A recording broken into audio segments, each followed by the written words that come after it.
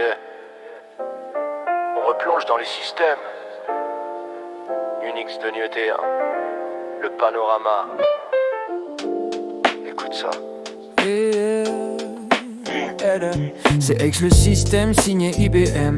Pour les pros le business c'est le même thème. Sur serveur power il pose ses fondations. Un micro-kernel pour toutes les actions. Sa force c'est S-Smith, l'outil de gestion.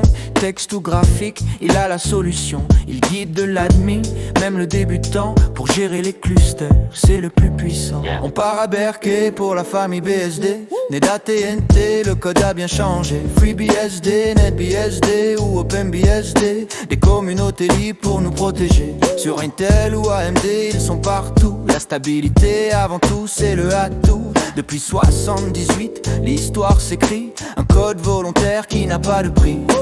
Unix se décline en 1001 versions. Des noyaux puissants, une longue évolution. Qu'on met ça à l'eau libre, chacun a sa mission. C'est l'histoire du code, une révolution. Unix se décline en 1001 versions. Des noyaux puissants, une longue évolution.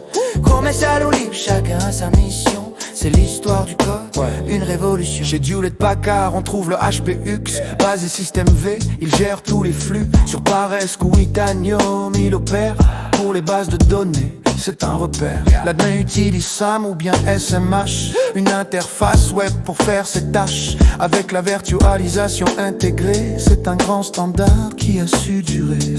Solari de Sun, racheté par Oracle. Son noyau monolithique est un miracle. Le ZFS gère le stockage des données. Mais le projet Open a été freiné. Illumos reprend le flambeau du code. Car la virtualisation est à la mode. Sur Spark ou aussi s'il se déploie. Pour le cloud computing, il impose sa loi. Unix se décline en 1001 versions. Des noyaux puissants, une longue évolution. Commercial ou libre, chacun a sa mission. C'est l'histoire du code, une révolution. Unix se décline en 1001 versions. Des noyaux puissants, une longue évolution. Commercial ou libre, chacun a sa mission. C'est l'histoire du code, une révolution. Darwin est le cœur qui bat sous Mac OS X. Héritier de Next, un mélange complexe. Du Mark 3.0 et du BSD. Pour allier puissance et facilité.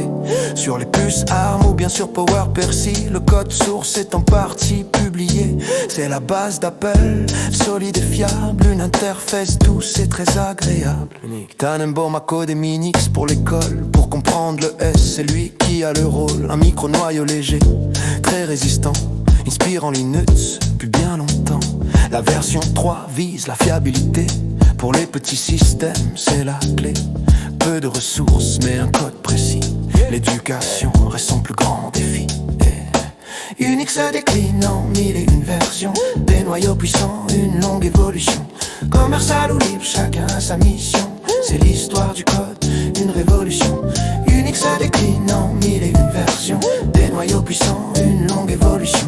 Commercial ou libre, chacun a sa mission. C'est l'histoire du code, une révolution. Belle l'entreprise et ses paquets RPM. Pour les serveurs pro, c'est le grand emblème. Santo suivait tout, copie conforme et libre. Mais le vent a tourné, on change de calibre. Place à CentOS-Stream, fini la copie. Une préversion qui change la stratégie. 20% du web compté sur ce pilier. L'admin doit s'adapter ou bien tout changer. OpenSUSE c'est son outil nommé YAS.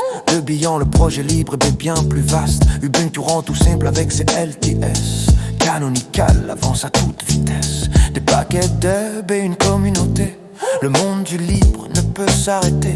C'est ça la richesse des systèmes Unix. Une grande famille, un magnifique mix. Le beat s'étombe doucement. Quelques notes de piano final. De noyaux puissants. Une longue évolution. Comme Marcel ou libre. Chacun a sa mission.